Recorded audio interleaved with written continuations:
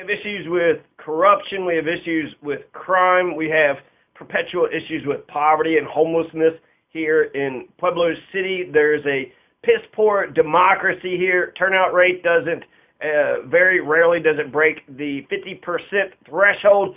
So we actually don't have a rule by democracy. So what's the answer to all these problems?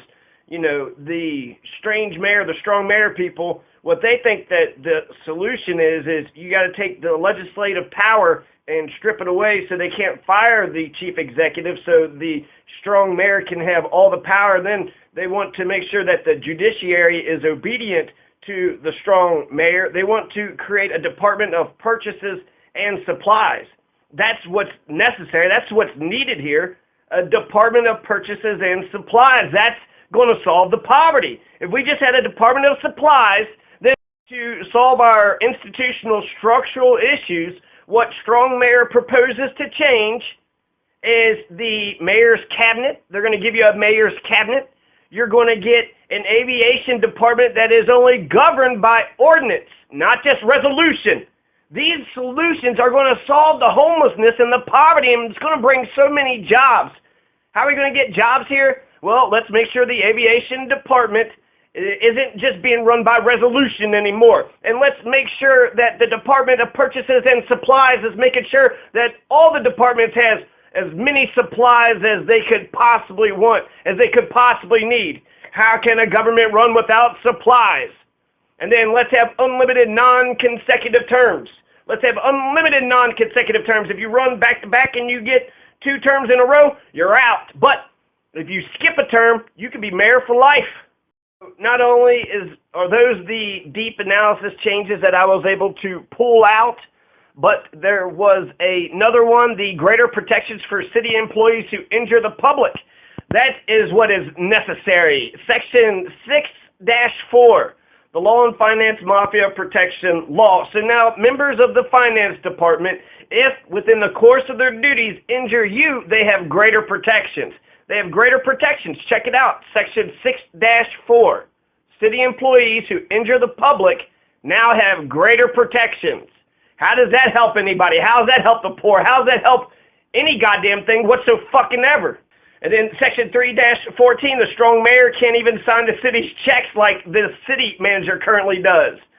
City manager can sign it. More analysis on this. This thing is so sloppily put together. These thoughts were not well thought out. They didn't invite me to the charter convention, okay? So they needed someone to really look at this and to really critique it and to really criticize it, to really get into it, because the fact that they have unlimited non-consecutive terms for the Big Daddy Strange, so Big Daddy Strange can be the mayor forever as long as he doesn't, as long as he's not consecutive, you know, as long as he don't have 2 consecutive terms, he can be mayor until the day he dies. Was that intentional? Was that intentional, or was that an oversight? Here's another thing that I think is kind of stupid, and it's sort of bullshit. So he's got the veto now, right? Big Daddy Strange. Big Daddy Strange has now got the veto power. So Big Daddy Strange, he can veto city council, but if city council comes back with 5 votes, then they override the veto. The next meeting of city council. So what I have with that is that Mayor, you know, Big Daddy Strange vetoes city council and says, fuck you, city council, I don't give a shit. Well, his veto stands. His veto stands for that meeting for the whole month. So that's almost like making you get comfortable with this is now the law of the land for the next month, and you'll have to organize some sort of opposition the very next city meeting. No, why don't you overrule it right then and there? If there's 4 of 7 vote for something, mayor vetoes, but 5, let's say 5 of 7. If 5 of 7 had signed for it and the mayor vetoes it, they got to wait till next meeting? I don't like that. As soon as that he vetoes it, and then they can overrule it right then and there. Why are we wasting time here? You know, if we see that there's let's just take the strange mayor ballot question. It was a unanimous thing. So 7 out of 7 people wanted to put it on the ballot, but if the mayor just vetoes it, now you got to wait a month, even though you know that the veto is going to be overridden. Bit of research just into the 2009 election. So we've had this exact same fucking question, slightly different. Before Big Daddy Strange, the first term was only going to be 3 years, and he wasn't going to get paid as much. He's getting paid more. And so, you know, it seems like the fault is more developed. But still, back in 2009, by a percentage of 69 to 31%, Big Daddy Strange fell down. Pueblo City rejected Big Daddy Strange in 2009, and Pueblo City should reject Big Daddy Strange in 2017. 8 years ago is very instructive. The big difference, so they got smashed, okay? Big Daddy Strange was absolutely destroyed, 69 to 31%. That is an absolute landslide victory for the opponents of Big Daddy Strange in 2009. One caveat to that, there was an opposing question on the ballot. There was question 300. 300 is the question Big Daddy Strange back in 2009. And then question 2A, it looks like it's the weak mayor question. But it was really crappily fucking written. It was more sloppy. What I liked about the question 2A, the weak mayor question, the weak mayor question, it was sloppy, and it was stupid. It looked stupid. So if you look at this and it's like, well, here's a group of dumbasses that want to change the entire form of government, then you start looking at the other thing, and you're like, well, hell, this is another group of dumbasses who want to change the government. Fuck all of them. No, why am I going to sit there and let some group, some tiny cabal, some tiny oligarchical community, you know, that didn't invite me, they didn't invite me. They didn't want instant runoff voting. They didn't even consider instant runoff voting. So I would have made the election for Big Daddy Strange actually fair. It's not a fair election. One runoff. No, let's have several runoff in one election called instant runoff voting. Let's rank all the candidates. Question 2A because there is no question 2A on the ballot right now. So before, you essentially had, what, 3 options, right? You could reject question 2A, reject question 300, and then just keep it the same. You could pick question 300. You could pick 2A. So it's a 3-way vote. So it kind of split the vote in 3 ways. That almost ensures that a majority did not happen.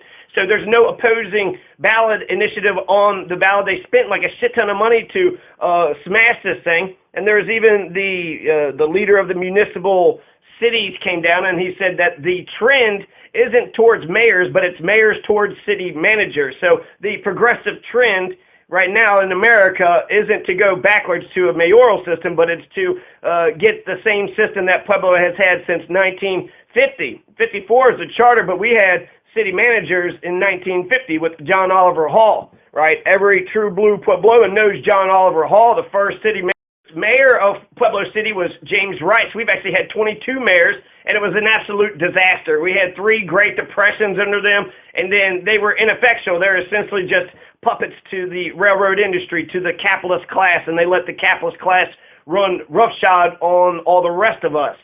So that's not what we need. We need a political establishment that'll stand up to the capitalist class.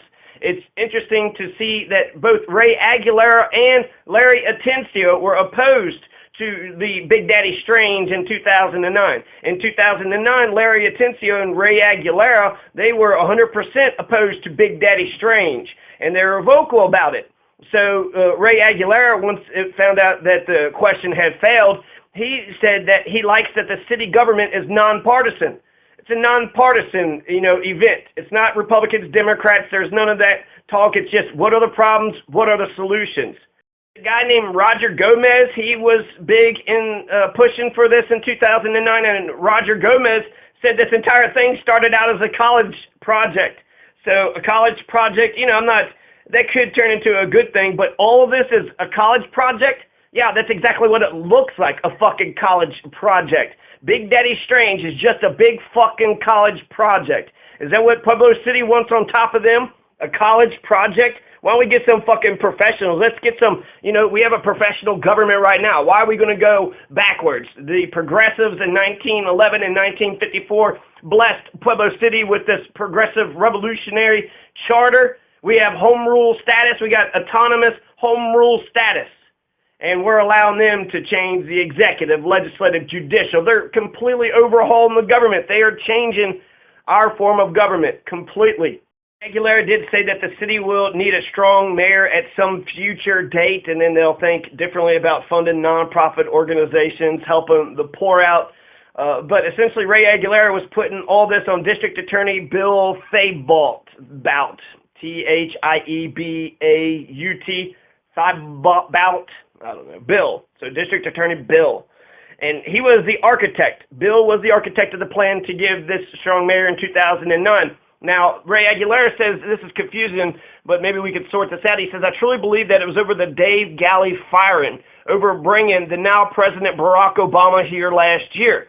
So something about Obama came to Union Avenue November 1st, 2008 during his campaign thing. I had just saw a video clip of Trump stopping here last year. So it was a big fucking deal that Barack Obama came here. The merchants on Union Avenue bitched about Obama. Ray Aguilera, Democrats felt slighted over not having Obama here without people getting upset. So they're like, hey, we're bringing, Barack Obama over here. And then the fucking assholes, these capitalist class, these merchants on Union Avenue were crying.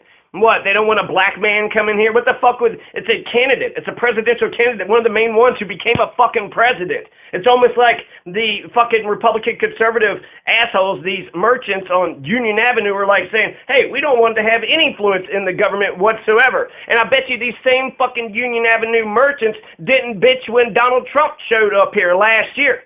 So these fucking hypocrites, man, I can't stand these fucking hypocrites. And then according to Ray Aguilera, even though that rally produced stunning pictures of Pueblo City and media outlets all over the world, Galley got fired as city manager of the city council. So Dave Galley was fired for bringing Barack Obama to Pueblo.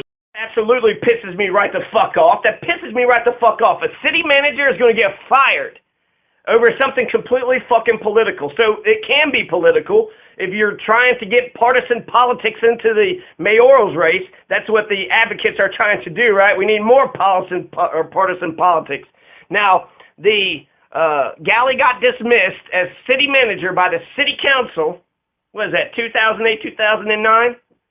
Because he brought Barack Obama here to Pueblo City. So Dave Galley did something great for Pueblo City, and he wound up getting fired for it. So there's two things. It's bullshit, but look how easy it is for city council to get rid of the city manager, right? It is so easy. Let's assume Dave Galley was corrupt. You know, it's weird. It's like they're going to throw out people for dumb shit, but real fucking problems they're not getting kicked out for. I don't understand this. So that's, it was very easy for Dave Galley to get fired.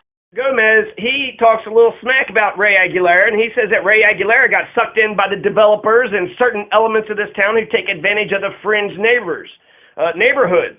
He's saying the leader from Bessemer has been sucked in. He says the city council doesn't care about Bessemer, so Ray Aguilera is the, District 4 city councilman. He is my representative. Ray Aguilera is. I'm in Bessemer. I live in Bessemer. So you have this Gomez, Roger Gomez, who basically says this Big Daddy Strange was all about helping the poor people. And he says that the poor people lost this election. And he says that city council don't care about the poor in Bessemer and the East Side and Pepper Sauce Bottoms.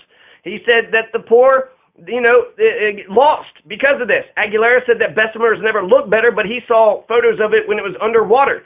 So it's, all flooded and shit.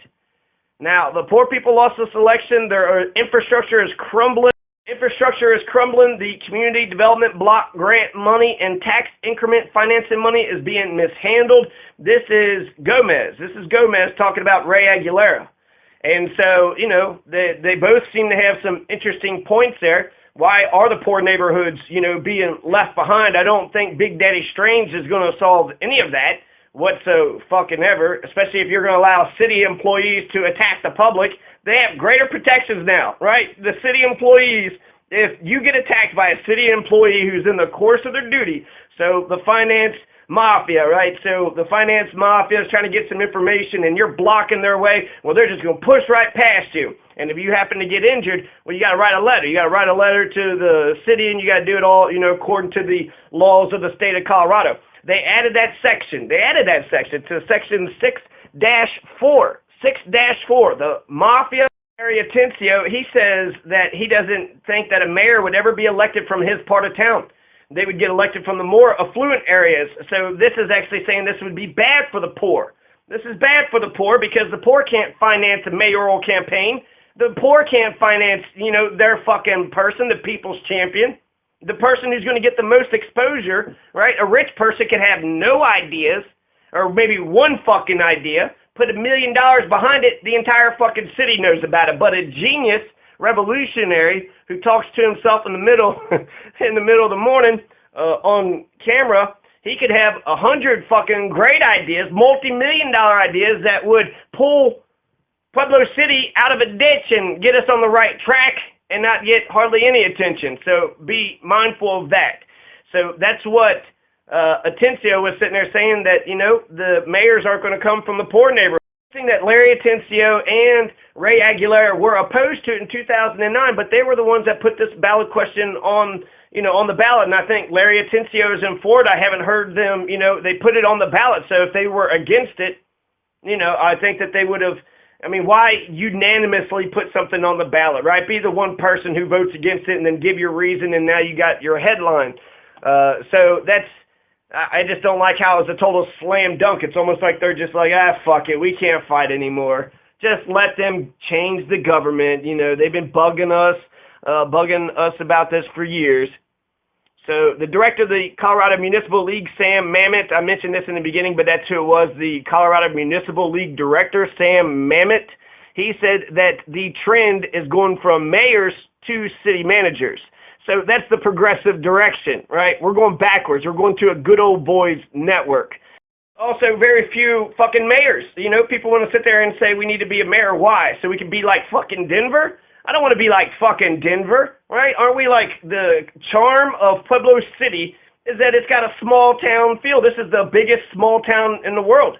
So you got a nice down home country charm, right? A nice down home small town big city.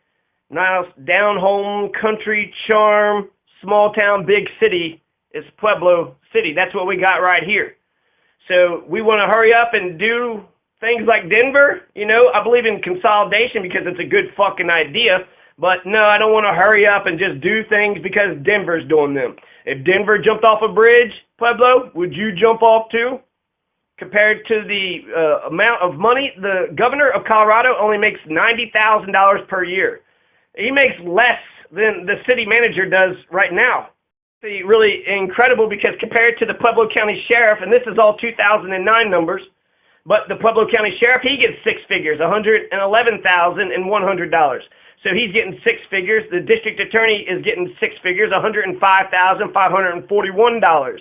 And then the city manager is getting paid $138,600. So that's going to be something like how the mayor is going to be paid right now. But compared to the governor of Colorado, the governor of Colorado doesn't even make six figures, at least in 2009. They're making $90,000 a year. So we're sitting there trying to say that our mayor needs to be paid more than the governor? Are you fucking kidding me? This is incredible. We get good, talented folks running for governor.